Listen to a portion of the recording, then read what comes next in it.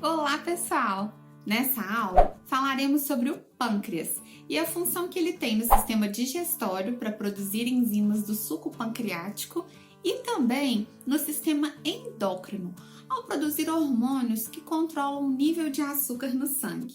Fique comigo até o final, pois teremos insight para a memória e nesse explicaremos como você pode tentar gravar qual célula produz cada hormônio pancreático.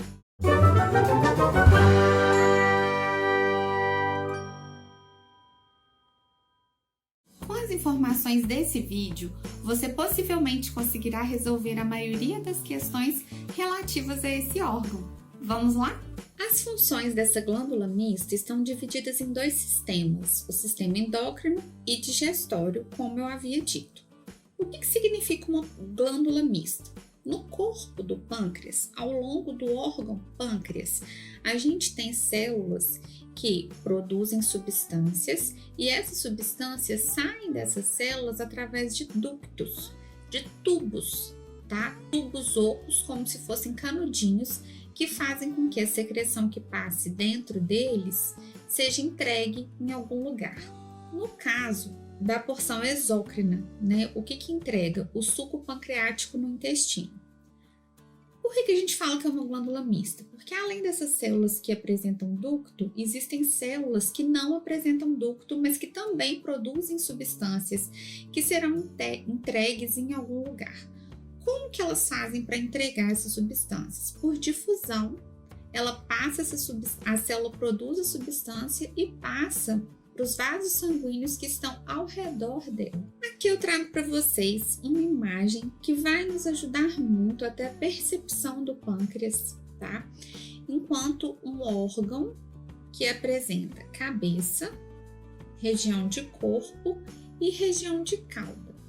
E essa estrutura que passa aqui como se fosse uma raiz de árvore no solo são os ductos menores e o ducto pancreático maior. Todas as substâncias que serão produzidas pela parte exócrina, elas cairão exatamente no ducto maior. E esse ducto pancreático irá liberar substâncias no intestino delgado. O pâncreas é uma glândula anexa ao sistema digestório. Eu trago para vocês a imagem desse órgão aqui dentro de um corpo em 3D, para vocês perceberem a proximidade da região de cabeça com o intestino delgado, e a proximidade da região de cauda com o rim, que está mais para trás, né? O rim é posicionado na região mais dorsal, mais para as costas, e bem próximo o baço. Então, olhem aqui, ó, eu deixei anotado o fígado, alça do intestino delgado, vesícula biliar e o espaço do baço. Se a gente fosse fazer um aumento, se nós fôssemos cortar um pedaço do corpo do pâncreas e aumentarmos, nós iríamos ver exatamente isso aqui. Em roxo, nós temos esses ácidos, essas células que vão produzir substâncias, basicamente enzimas digestivas que irão desembocar em ductos. E aqui em cima nós temos a região de células que irão produzir substâncias e deixá-las por difusão nos vasos sanguíneos que as rodeiam. Então essa é a parte que não apresenta ducto, é a parte endócrina, a que trabalha mais na produção de hormônios que irão controlar o açúcar no nosso sangue, a taxa de açúcar no sangue, a glicemia. Todas as células que têm ducto são as glândulas exócrinas, elas vão fazer com que a substância que elas produzem seja liberada dentro desse tubo maior que a gente chama de ducto pancreático. E olha onde que ele desemboca. Olha onde que ele secreta as enzimas. No começo do intestino aqui, ó, do intestino delgado, tá? Então, a região de cabeça está bem próxima à alça intestinal do intestino delgado e a vesícula biliar. E a região de cauda muito próxima ao baço. Bom, o suco pancreático, que é o conjunto de enzimas digestivas que a parte exócrina produz, ele vai realmente ser secretado aqui no duodeno. O duodeno é a primeira parte do intestino delgado. O duodeno também vai receber o alimento do estômago, pessoal. E esse alimento a gente chama de quimo, porque ele está misturado com as enzimas ácidas do estômago. Então, esse quimo, ele chega na primeira porção do intestino com uma acidez considerável. Dessa forma, as enzimas pancreáticas irão ter alto conteúdo de bicarbonato para que elas alterem esse pH baixo do quimo. Apesar dessa região aqui das células endócrinas estar em destaque, está mais alta que a região das glândulas conducto, isso não acontece quando a gente olha o órgão em si. Quando a gente faz um corte do pâncreas e olha no microscópio, o que nós iremos ver? Essa é uma foto da lâmina de pâncreas que a gente tirou no microscópio, tá? Tá disponível no site da USP, no Atlas Histológico da USP. Só para vocês terem a noção é o seguinte, aqui nós temos os ácinos. O que isso significa? Glândulas que têm ducto. E aqui nós temos a ilhota de Langerhans. Em muitas questões aparece isso. Professora, o que é isso? O conjunto de células que produz hormônio, mas que não libera essas substâncias por ducto, ou via ducto. Ou seja, aqui nós temos a parte endócrina e aqui a parte exócrina. E um pedaço... Bom, eu deixei isso aqui claro porque esse esquema que está na parte de trás dessa foto é simplesmente um esquema didático. Você não vai ver em 3D. Na verdade, ao longo do corpo do pâncreas, nós temos regiões exócrinas e regiões endócrinas, aqui chamadas de ilhota de Langerhans. As células alfa, nós vamos nos concentrar agora na porção endócrina, que produz hormônio. As células alfa da ilhota de Langerhans, elas produzem glucagon. As células beta, elas vão produzir insulina. Ambos, glucagon e insulina, serão liberados na corrente sanguínea, tendo efeitos opostos sobre a taxa de açúcar no sangue. Aqui um insight para a memória antes da gente explicar o papel da insulina e do glucagon. Para você gravar que as células beta, como eu mostrei para vocês, produzem insulina, e para você conseguir gravar que as células alfa produzem glucagon, a gente criou esse insight para a memória, que fala da cidade de Betim. Quando você se lembra da cidade de Betim, é uma forma de você tentar gravar que as células beta produzem insulina. B de beta, tim de insulina. Mas muita gente não conhece essa cidade, apesar dela ser uma cidade próxima a Belo Horizonte, bem conhecida em Minas Gerais. Então, eu sugiro que vocês tentem gravar aquela propaganda da TIM, do TIM beta, significando que a célula beta do pâncreas produz de insulina. As células beta produzem insulina. Assim que elas produzem insulina, a insulina cai na corrente sanguínea e a insulina induz o açúcar do sangue a entrar nas células, porque dentro das células ele vai gerar energia. Não adianta você ter açúcar na corrente sanguínea apenas, se você não é capaz de colocar para dentro, tá? Para dentro das células esse açúcar. No caso da célula do fígado, quando o açúcar chega lá, essa célula, o hepatócito, a célula do fígado, é capaz de montar uma molécula grande com esse tanto de açúcar, com esse tanto de glicose, montar um glicogênio. E dessa forma ela armazena essa reserva de açúcar chamada glicogênio. As células beta irão produzir insulina. E a insulina faz com que o açúcar entre nas células. Então, isso significa que a taxa de açúcar do sangue irá diminuir para que esse açúcar entre nas células. várias moléculas de glicose pequenininhas, ao se unirem, formam uma macromolécula, um polissacarídeo de reserva de açúcar lá no fígado, chamado de glicogênio.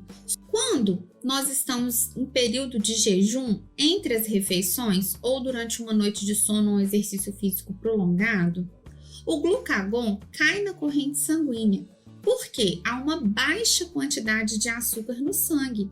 E as células precisam desse açúcar para produzir energia. Tirando o fígado e o músculo que vão armazenar, todas as outras células, incluindo a do fígado e a do músculo, irão precisar de açúcar para produzir a sua própria energia e assim funcionar. Quando esse açúcar no sangue está baixo, o glucagon é liberado pelas células alfa da ilhota do pâncreas e esse glucagon vai atuar lá no fígado, estimulando o fígado a quebrar o glicogênio, a hidrolisar o glicogênio em moléculas de glicose. E essas moléculas de glicose cairão na corrente sanguínea e dessa forma será normalizada a taxa de açúcar no sangue. Então, o glucagon e a insulina agem de maneiras opostas, maneiras antagônicas sobre o açúcar no sangue e, consequentemente, sobre o polissacarídeo de reserva animal que está lá no fígado e no músculo, a molécula de glicogênio. Agora, vamos dar atenção à ilhota do diabético, essa região aqui da tela. Essa região que você está vendo com a seta branca, amarronzada, que não tem característica de célula igual da ilhota normal, é chamada de fibrose. Fibrose é quando aquele tecido sofreu uma cicatrização diferente. Isso é muito sério, pessoal. Quando a gente cicatriza, normalmente nós produzimos o mesmo tecido que a gente tinha antes do machucado. Então, se você faz um corte na sua pele e há uma cicatrização, você produz pele de novo. Aqui no caso da fibrose, ela é uma cicatriz de colágeno, só que colágeno não é capaz de produzir insulina e glucagon. No caso da ilhota do diabético, o diabético tipo 1, o diabético autoimune, o que aconteceu? Regiões do pâncreas que produziam insulina, ou seja, células beta, foram substituídas por essa cicatriz e essa cicatriz não produz hormônio.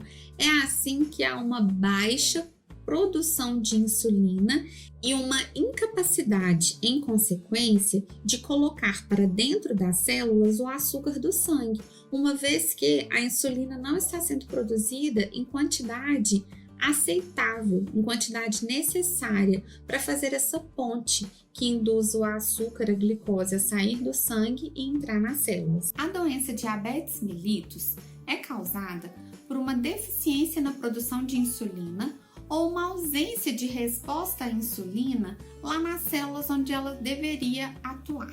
Os níveis de glicose no sangue sobem, mas as células são incapazes de receber essa glicose, pois a insulina não coloca a glicose do sangue para dentro das células. Assim, as células não conseguem satisfazer as suas necessidades metabólicas de produção energética, porque não estão sensíveis à insulina ou essa não está sendo produzida na quantidade ideal para o organismo saudável, ou ficar saudável. Nas pessoas com diabetes, a taxa de glicose no sangue pode ser tão elevada que o rim perde a capacidade de reabsorver toda a glicose e faz com que um pouco de glicose saia na urina. Devido a isso, quando se tem formigas no banheiro, isso pode ser um sinal de que alguém na casa está apresentando um quadro de glicemia alta, ou seja, alta taxa de glicose no sangue. Quando a gente testa a urina para perceber se há ou não a presença de glicose, queremos, na verdade, saber se ela está em excesso ou não na corrente sanguínea. À medida que a glicose é excretada na urina, muito mais água também é, resultando em volumes excessivos de urina. Assim, a pessoa passa a fazer xixi com muito mais frequência. Devido a isso, veio o nome da doença, diabetes mellitus. Diabetes se refere à palavra urinar. Melitos se refere à palavra mel, ou seja, uma urina doce. Resumindo, a parte exócrina, ou seja, a parte que faz parte do sistema digestório, que libera enzimas. Aqui nós temos o suco pancreático. O que significa suco pancreático? O conjunto de todas as enzimas que o pâncreas vai liberar lá no intestino delgado. Esse slide, esse momento, você dá um print na tela para você copiar essas informações no seu caderno resumo depois. A amilase pancreática, ela digere o açúcar, fazendo com que os polissacarídeos menores que vieram lá da boca, eles sejam quebrados em disacarídeos. A tripsina e a quimiotripsina, elas irão digerir proteínas, fazendo com que as proteínas, as macromoléculas, sejam quebradas em polipeptídeos menores. A lipase pancreática, gente, vamos associar os nomes. Lipase vem de quê? Lipídio, então é digestão de gorduras. Algumas gorduras já foram emulsificadas. Emulsificar gordura significa quebrá-la. Já foram emulsificadas pelos sais biliares, que saíram lá da vesícula biliar. Eles continuam o processo de digestão assim que entram em contato com a lipase pancreática e serão quebrados em ácidos graxos, gliceróis e monoglicerídeos. As nucleases, nuclease quer dizer o que vem do núcleo, né? Quebra do que vem do núcleo. As nucleases pancreáticas têm a capacidade de digerir DNA e RNA em nucleotídeos. Esse é o resumo da parte exócrina. No resumo da parte endócrina, a gente vai relembrar a insulina, o glucagon e o glicogênio. O que significa o glicogênio? Mostrar que a insulina promove a formação do glicogênio lá no fígado e a absorção da glicose pelas células, e mostrar que o glucagon, ele promove a degradação do glicogênio, ou seja, liberação de glicose na corrente sanguínea. Eu sou a professora Ellen Santos, bióloga, mestre e doutora em Biologia Celular e Estrutural e professora no campus Congonhas, a cidade dos profetas. Se inscreva no canal, curta e compartilhe. Muito obrigada!